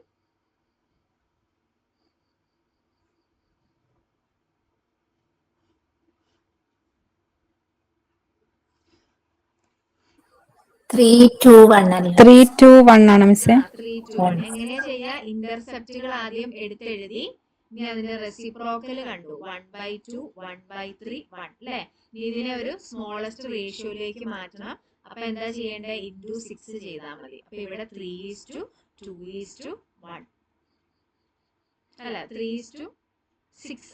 6 അല്ലേ വരിക? അതെ. 3 to 6. 3 to 6. ഓക്കെ. അപ്പൊ ഇതാണ് മില്ലർ ഇൻഡിസസ് കാണാനുള്ളത് കേട്ടോ. അപ്പൊ ഇത്രയും കാര്യങ്ങളൊക്കെ ജസ്റ്റ് ഒന്ന് നോക്കിയാൽ മതി. സിലബസ് ഓറിയന്റഡ് ആയിട്ട് നിങ്ങൾ സിലബസ് എടുത്ത് വെച്ചിട്ട് ഓരോ വാക്കും മില്ലർ ഇൻഡിസസ് എന്ന് പറയുന്ന വാക്ക് അതിനകത്ത് നിങ്ങൾ എന്തൊക്കെ പഠിക്കണം എന്നുള്ളത് തീരുമാനിക്കുക. അങ്ങനെ എല്ലാ വാക്കും നിങ്ങൾ പഠിച്ചിട്ടുണ്ടായിരിക്കണം കേട്ടോ. സിലബസ് ഒന്നും മിസ് ചെയ്ത് കളയില്. ഇനി ഒരു കാര്യത്തെക്കുറിച്ച് ഒത്തിരി ഡീപ്പായിട്ട് ചോദിച്ചില്ലെങ്കിലും ഒത്തിരി ഡീപ്പായിട്ട് പഠിച്ചില്ലെങ്കിലും ബേസിക് ആയിട്ട് അതിനെക്കുറിച്ച് അറിയേണ്ട കുറച്ച് കാര്യങ്ങളുണ്ടായിരിക്കും. അത് നിങ്ങൾ അറിഞ്ഞു വെച്ചിട്ടേ പോകാവുള്ളൂ. നിങ്ങളുടെ ഒരു സിലബസിന്റെ 90% നിങ്ങൾ തീർക്കാതെ നിങ്ങൾ ഇപ്പോഴത്തെ നിലവിലെ ഒരു PSC എക്സാമിന് പോയിട്ട് കാര്യമില്ല. കാരണം പിള്ളേർ അത്രയും സ്കോർ ചെയ്യുന്നുണ്ട്. അപ്പം 100% തീർത്താൽ പോലും നമുക്ക് എത്ര മാർക്ക് കിട്ടുക നമുക്ക് അറിയാം അല്ലെ. അപ്പൊ 100% കവർ ചെയ്യണം നിങ്ങൾ. 90% ഒന്നും കവർ ചെയ്യാതെ ഒരിക്കലും, ഒരു 85 to 90 കവർ ചെയ്യാതെ ഒരിക്കലും പോകരുത് കേട്ടോ. ക്ലിയർ ആണോ? ക്ലിയർ ആണ് മിസ്. ഓക്കെ, അപ്പൊ Yes, നമുക്ക് miss. സെഷൻ വൈൻഡപ്പ് ചെയ്യാം കേട്ടോ. അത്യാവശ്യം നിങ്ങൾക്ക് കണ്ടന്റുകളൊക്കെ കിട്ടിയെന്ന് പ്രതീക്ഷിക്കുന്നു. Thank you miss. ഓക്കെ, നിങ്ങൾ ഇവിടെ നമ്മുടെ തന്നെ സ്റ്റുഡൻസ് ആണോ അതോ പുറത്തുനിന്നാണോ ഉള്ളത് കൂടുതലും?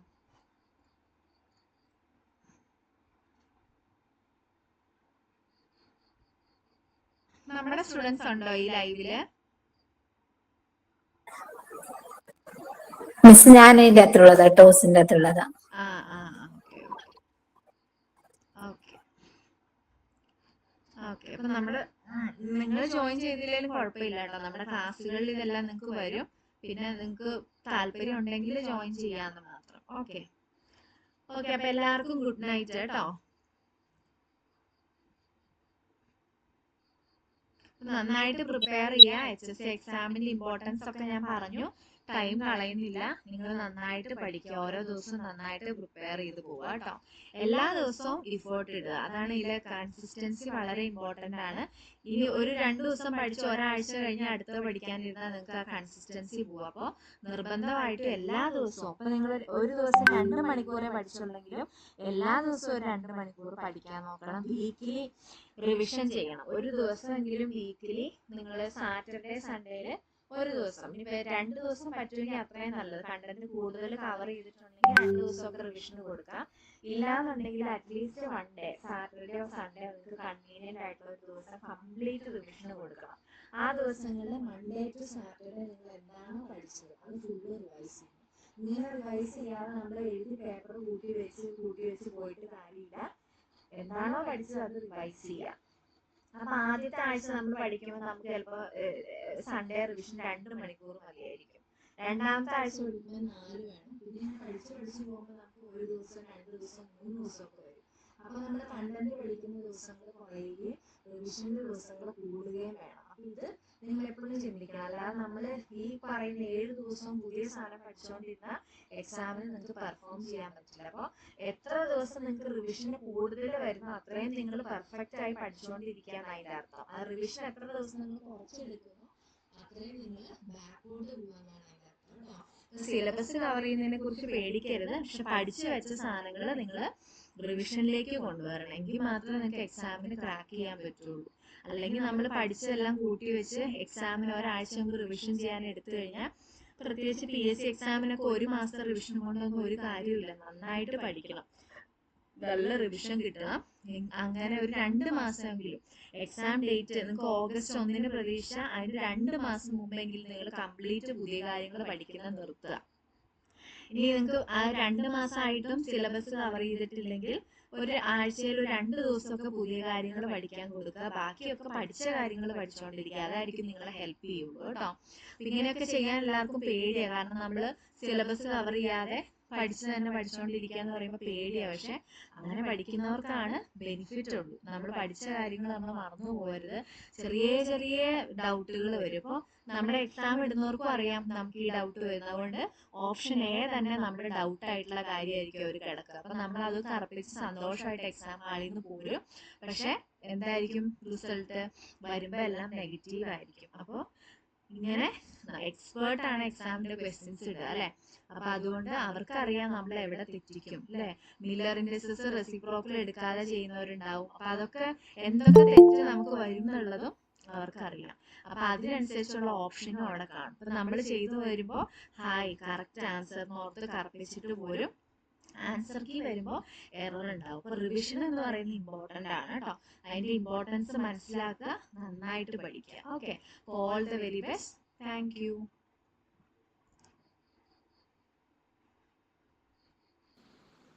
Thank you ma'am.